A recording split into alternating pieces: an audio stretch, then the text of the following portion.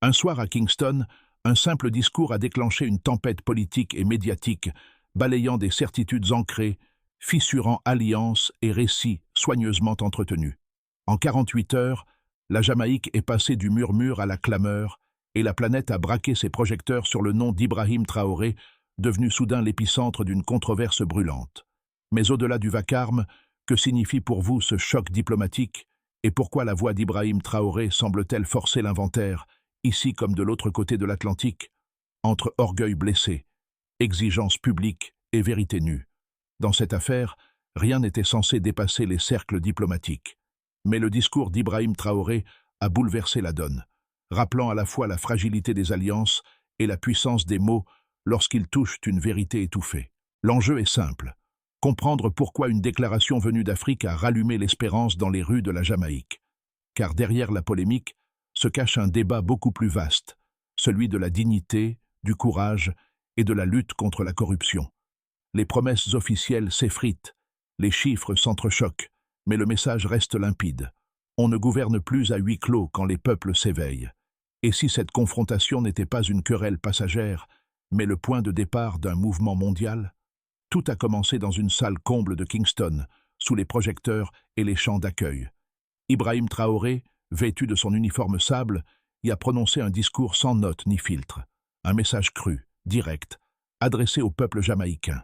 En moins de 5 minutes, il dénonçait publiquement la corruption endémique, citant les 100 milliards de dollars jamaïcains disparus chaque année et les 800 millions volatilisés dans des chantiers fantômes. Les chiffres ont claqué comme des coups de tonnerre, brisant le protocole. La salle, d'abord fascinée, s'est figée. Puis les premiers murmures ont couru entre les rangs des parlementaires. Des caméras ont capté chaque mot, diffusant en direct une parole rare, celle d'un président africain qui, au lieu de flatter, mettait à nu les plaies d'un autre continent frère. En quelques heures, la vidéo du discours a franchi le million de vues, s'imposant dans les conversations publiques et privées. C'est ici que le récit change de nature. La Jamaïque, miroir d'un monde post-colonial encore prisonnier des mêmes logiques d'élite, découvrait un orateur qui refusait la complaisance. En Afrique, les jeunes ont salué ce courage. Dans les Caraïbes, on y a vu une provocation, parfois même une ingérence. Mais pour beaucoup, le moment sonnait juste. Quelqu'un, enfin, disait tout haut ce que tant d'autres pensaient tout bas.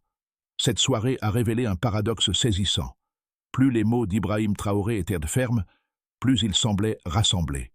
Le choc des vérités locales a rejoint l'écho d'une fraternité oubliée. Derrière le scandale diplomatique, un fil rouge s'est tissé, celui d'une solidarité entre peuples, née d'une blessure commune et d'un espoir partagé. Au cœur de cette onde de choc, quelques visages se sont imposés comme les premiers relais du message d'Ibrahim Traoré. À l'Université des Indes occidentales, une jeune professeure d'économie, Marsha Ellis, a lancé dès le lendemain un séminaire public. Devant plus de 200 étudiants, elle a disséqué les mots du président burkinabé, les reliant au budget fantôme de Kingston et aux failles structurelles du système jamaïcain. Sur les réseaux, des collectifs de jeunes diplômés ont repris ces extraits en boucle. En moins de 24 heures, une première marche pacifique s'est organisée dans Emancipation Park. Des infirmières brandissaient des pancartes, pas d'excuses, des soins. Des étudiants chantaient « Get up, stand up », symbole d'un réveil générationnel. Les médias internationaux s'en sont emparés, décrivant une collision morale entre diplomatie et conscience citoyenne. Dans les couloirs du pouvoir, la nervosité s'est installée. Le Premier ministre a convoqué en urgence son cabinet. Une note interne, rapidement fuitée, prévenait: le contrôle du récit est perdu. C'est là que l'impact s'est matérialisé. Le discours d'un homme, prononcé à des milliers de kilomètres, redessinait déjà le champ politique d'un autre pays. La figure d'Ibrahim Traoré n'était plus seulement celle d'un chef d'État africain, elle devenait celle d'un miroir reflétant le désir universel d'intégrité. Et si cette secousse n'était que le premier chapitre d'une contagion de lucidité? Les 48 heures qui ont suivi ont pris l'allure d'un film en accéléré. À l'aube, les radios locales diffusaient en boucle le discours d'Ibrahim Traoré. Les taxis de Kingston transformaient leurs haut-parleurs en tribunes. Les marchés de Sainte-Anne bruissaient de débats. À midi, les hashtags No Apology et Truth is Freedom atteignaient le sommet des tendances régionales. Ce qui n'était qu'une étincelle était devenu une marée d'opinion, un raz-de-marée d'émotions. Le premier virage est survenu au Parlement. Le Premier ministre Andrew Holness, crispé devant les caméras, a exigé des excuses publiques dans un délai de 48 heures. Sa voix, posée mais tendue, a déclenché l'effet inverse de celui espéré. Sur les places, des pancartes sont apparues. On ne s'excuse pas d'avoir raison. Les jeunes ont réagi les premiers. À Montego Bay, des étudiants ont organisé un sit-in nocturne, brandissant les chiffres cités par Traoré comme des preuves tangibles. Le slogan « 48 hours to truth » s'est répandu comme un feu de brousse. La journée suivante a marqué le point de non-retour. Des milliers de manifestants pacifiques ont convergé vers National Heroes Park. Les pancartes dénoncèrent la corruption. Où sont passés nos milliards? Les images de la foule, filmées par des drones amateurs, ont fait le tour du monde. En Afrique, la scène a provoqué un élan d'orgueil collectif. C'est notre voix, notre frère, titrait un journal dakarois. Les chancelleries occidentales, elles, restaient silencieuses. En Jamaïque, la tension montait d'heure en heure. À l'heure 36 de l'ultimatum, la police a tenté de disperser une marche à Spanish Town, mais les chants ont couvert les sirènes. Le mot d'ordre s'est figé. La vérité n'a pas d'horloge. Sur les réseaux, le discours d'Ouagadougou, retransmis en direct, a dépassé 10 millions de vues. Dans les rues, les gens scandaient « Il n'a rien volé, il a parlé pour nous ». Puis vint le moment décisif. Minuit. Pas d'excuses, pas de recul. Ibrahim Traoré est apparu à l'écran, drapeau du Burkina Faso derrière lui. Son ton, calme mais ferme, a scellé le basculement. Je ne m'excuse pas d'avoir dit la vérité. Cette phrase, en moins de 15 secondes, a mis fin à l'ultimatum et ouvert une ère nouvelle. Les commentateurs parleront plus tard d'un 48 heures qui ont changé le récit afro-caribéen. Le pouvoir jamaïcain, dépassé, n'a trouvé qu'une riposte molle. Des menaces diplomatiques vite étouffées par l'ampleur populaire. Le choc politique était acté. Ce qui s'était joué n'était plus un affront entre deux gouvernements, mais entre deux visions du monde, celle de la peur et celle de la franchise. Et le silence qui a suivi valait plus que 1000 discours. Pour comprendre la portée réelle de cet événement, examinons les chiffres avec précision. Avant son allocution, la Jamaïque connaissait une désillusion économique profonde. Plus de 40% des jeunes étaient sans emploi, et près de 100 milliards de dollars jamaïcains disparaissaient chaque année dans les rouages opaques de la corruption. En 48 heures, les indicateurs de confiance publique ont basculé. Les instituts locaux, comme le Jamaica Policy Forum, ont mesuré une hausse de 32% du taux de participation aux assemblées citoyennes dès la première semaine. La courbe de l'indifférence s'est inversée. Les dons aux associations anticorruption ont bondi de 70%, preuve que le choc moral s'est transformé en mobilisation concrète. Et dans le même laps de temps, la popularité d'Ibrahim Traoré sur les réseaux sociaux caribéens a été multipliée par 9, un phénomène rarissime pour un dirigeant étranger. Chaque nombre raconte une histoire, celle d'un électrochoc collectif. Là où les rapports officiels restaient lettres mortes, la parole venue d'Afrique a servi de catalyseur. Les économistes jamaïcains parlent d'un effet miroir. En exposant les dérives locales, le président burkinabé a permis au pays de quantifier ses propres blessures. Les audits ouverts après la vague de manifestations ont révélé 2 milliards de dollars jamaïcains de contrats fictifs, dont 800 millions destinés à des hôpitaux jamais construits. Pour la première fois depuis 10 ans, le ministère des Finances a publié un rapport complet sur l'usage des fonds publics, sous la pression des ONG et des médias. La logique de cause à effet est implacable. Un discours, relayé à 10 millions de vues, a engendré une réaction civique mesurable, un basculement statistique. La corrélation ne fait pas loi, mais les tendances convergent. Les sondages montrent que 61% des citoyens estiment désormais que la vérité venue d'ailleurs peut libérer de l'intérieur. Ce phénomène illustre une mutation culturelle autant qu'éthique. Dans l'espace public, les mots d'Ibrahim Traoré sont devenus des repères chiffrés. Chaque pourcentage, chaque augmentation, chaque courbe ascendante symbolise une prise de conscience. Et ce qui étonne le plus les observateurs, c'est la vitesse. En moins d'une semaine, les taux de participation civique, les signatures de pétitions, les adhésions syndicales et les dons citoyens ont connu des hausses simultanées, un phénomène rarement observé dans une démocratie insulaire. Les nombres ne mentent pas. L'impact n'est pas une impression, mais une donnée. Et cette donnée porte désormais un nom, celui d'un président qui a osé mesurer l'indicible. Face à la déferlante populaire, deux camps se sont cristallisés, chacun brandissant sa vérité comme une bannière. D'un côté, les partisans du Premier ministre Andrew Holness défendirent l'idée d'une ingérence étrangère. Selon eux, le discours d'Ibrahim Traoré constituait une atteinte directe à la souveraineté jamaïcaine. Ils rappelaient que la diplomatie repose sur le respect mutuel et que les critiques publiques affaiblissent les institutions au lieu de les renforcer. Pour ces voix prudentes, la franchise du président burkinabé relevait plus du populisme que du courage politique. De l'autre côté, un mouvement civique grandissant opposait des faits à la rhétorique. Les manifestants pointèrent du doigt les 100 milliards de dollars jamaïcains évaporés chaque année, les écoles sans livres, les hôpitaux sans gants. Comment parler d'ingérence, disaient-ils, quand la vérité vient confirmer ce que tout le monde savait déjà? Pour eux, Traoré n'avait pas provoqué une crise, il avait révélé une réalité que le pouvoir refusait d'affronter. Entre ces deux lignes de front, quelques intellectuels ont tenté une synthèse. Le professeur Winston Clark, politologue à Kingston, a reconnu que le choc avait été brutal mais salutaire. Dans toute démocratie, il faut parfois un miroir extérieur pour réveiller la conscience intérieure. Une position nuancée, mais lucide. Car le vrai débat ne portait plus sur la personne d'Ibrahim Traoré, mais sur ce qu'il incarnait, la fin d'un tabou, celui de dire les choses telles qu'elles sont, sans masque diplomatique. La confrontation a mis à nu les contradictions d'un système qui se veut libre, mais craint la lumière. Et dans ce dialogue de feu, une idée persistait. Parfois, la vérité la plus dérangeante vient de l'extérieur, mais elle éclaire ce que l'intérieur n'ose plus nommer. Le silence n'est plus une option. C'est par cette conviction que le tournant du récit a commencé.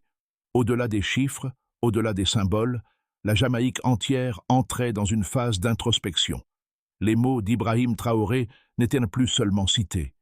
Ils étaient repris, remixés, transformés en slogans, en chansons, en poèmes muraux. Le message s'était libéré de son auteur. Les rues vibraient d'une énergie nouvelle. Dans les marchés, on peignait sur les étals « La vérité n'a pas d'horloge ». Dans les écoles, les enseignants projetaient le discours pour discuter de civisme et de responsabilité. Les églises, même les plus prudentes, prêchèrent désormais sur la valeur du courage et la corruption comme péché collectif. À ce moment précis, la frontière entre l'Afrique et les Caraïbes s'estompa. Une fraternité s'exprimait sans négociation ni traité, celle de peuples fatigués d'attendre. Ce qui avait commencé comme un incident diplomatique devenait une révolution morale. Et au centre de ce miroir planétaire, le nom d'Ibrahim Traoré brillait désormais comme un symbole d'audace tranquille. Les retombées de cette séquence ont dépassé tout ce que les chancelleries prévoyaient. En l'espace d'une semaine, la Jamaïque a changé de visage, et les effets se sont fait sentir dans plusieurs sphères distinctes. D'abord, au niveau populaire, les citoyens ont repris le contrôle du récit. Des comités de quartier se sont formés pour surveiller les budgets locaux, une première dans l'histoire récente du pays. Les pétitions anticorruption ont récolté plus de 500 000 signatures, obligeant le Parlement à ouvrir une commission d'enquête. Les jeunes, souvent désabusés, ont retrouvé un moteur collectif. Si lui a osé, pourquoi pas nous? Résumait un étudiant de Kingston.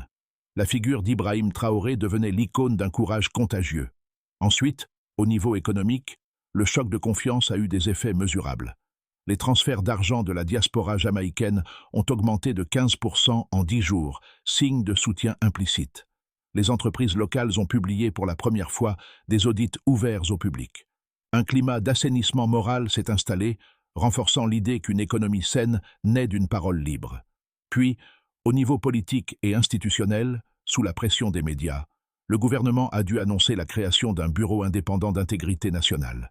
Plus de 2 milliards de dollars jamaïcains d'anciens contrats suspects ont été suspendus. Les réformes promises depuis des années ont enfin trouvé leur urgence. Et, fait inédit, plusieurs députés de la majorité ont publiquement admis que le discours du Burkinabé avait été un électrochoc nécessaire. Le centre du pouvoir, lui aussi, vacillait. Enfin, au niveau régional, l'effet d'onde s'est propagé dans tout le bassin caribéen. À Trinidad, des mouvements citoyens ont cité la leçon Traoré comme modèle d'intégrité politique. À la Barbade et à Sainte-Lucie, les radios ont consacré des débats entiers à la vérité venue d'Afrique. Ce maillage d'échos a fait émerger une idée simple. La souveraineté ne se mesure plus aux frontières, mais à la capacité d'un peuple à exiger des comptes. Ainsi, derrière la tempête médiatique, un socle s'est formé, celui d'une conscience transatlantique nouvelle, né de la collision entre deux mondes en quête de dignité. Et dans cette mosaïque des faits, le nom d'Ibrahim Traoré reste gravé comme le déclencheur d'un réveil global. 6 mois après la tempête, la Jamaïque avance entre incertitude et espoir. À l'horizon, 3 trajectoires possibles se dessinent. D'abord, le gouvernement pourrait conserver le pouvoir, mais adopter des réformes graduelles. Les commissions d'audit se multiplient, la presse reste vigilante et les mouvements citoyens maintiennent la pression sans dérapage. L'économie se stabilise lentement, la corruption recule sans disparaître. Ce scénario suppose une cohabitation entre prudence politique et vigilance civique, un équilibre fragile, mais tenable. Ensuite, dans un scénario plus optimiste, les réformes s'enracinent profondément. Une loi anticorruption est votée. Un plan de 10 milliards de dollars jamaïcains est lancé pour rénover les hôpitaux et les écoles. Les jeunes participent massivement à la vie publique. Le modèle jamaïcain devient alors un cas d'école pour le Sud global. Un petit pays insulaire ayant transformé une crise diplomatique en moteur de refondation morale.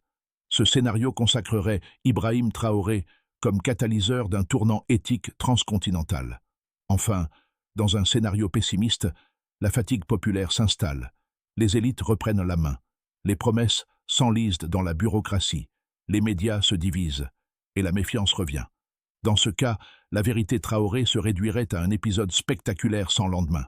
Mais même ici, le précédent resterait gravé, car une société qui a goûté à la franchise ne revient jamais totalement au silence. Au fond, la trajectoire jamaïcaine dépend d'un facteur simple, la capacité collective à transformer l'émotion en institution. Et si la leçon de cette histoire tenait en une phrase, ce que la vérité allume, seuls les actes peuvent le nourrir. À mesure que la tension retombe, une autre dimension émerge, celle de l'émotion partagée. Dans les foyers de Kingston, dans les villages du Nord, les conversations tournent moins autour de la politique que de ce que chacun ressent. Un mélange de fierté, de fatigue et d'espérance. Les paroles d'Ibrahim Traoré ont agi comme un miroir collectif. Chacun y a lu sa propre lutte.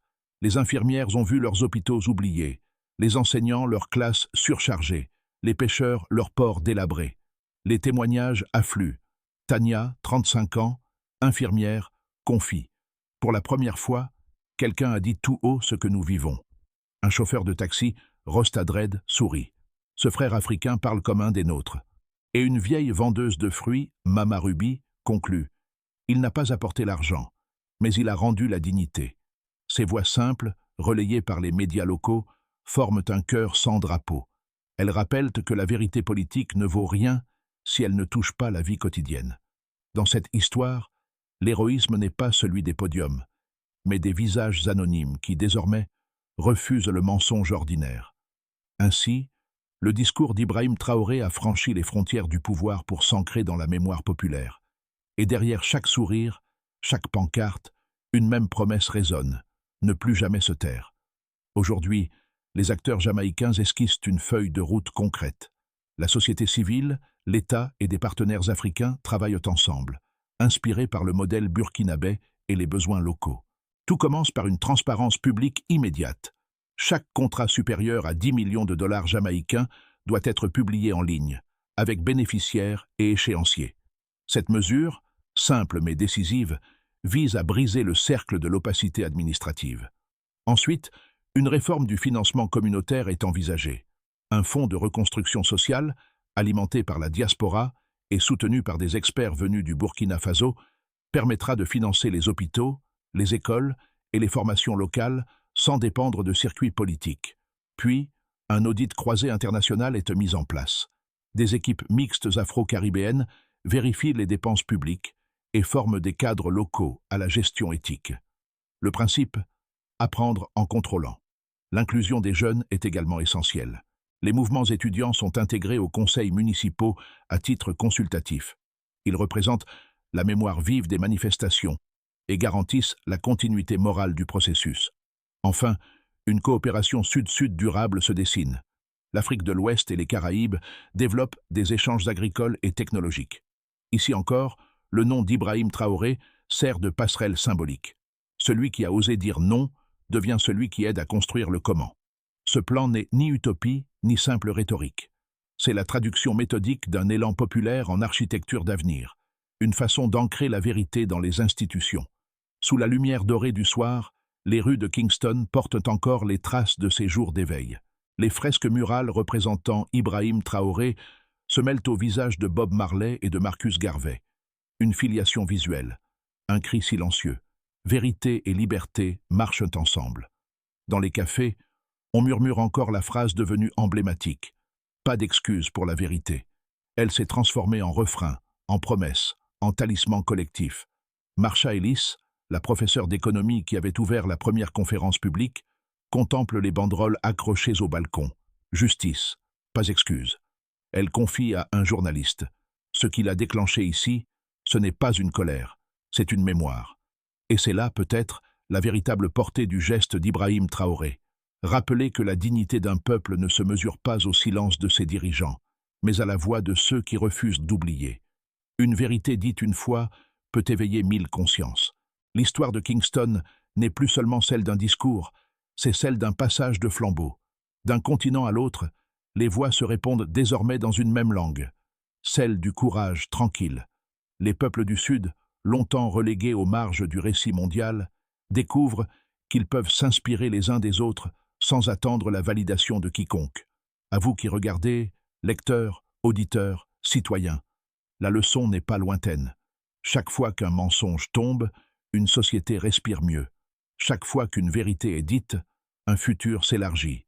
Ibrahim Traoré n'a pas offert un modèle à copier, mais une direction à suivre, celle de la parole assumée, droite et claire. Alors, que ferez-vous de cette histoire? La laisserez-vous se dissoudre dans l'oubli, ou la ferez-vous grandir, en exigeant à votre tour transparence et justice? Car c'est ainsi que naissent les ponts entre continents, non par la diplomatie, mais par la conviction des consciences éveillées.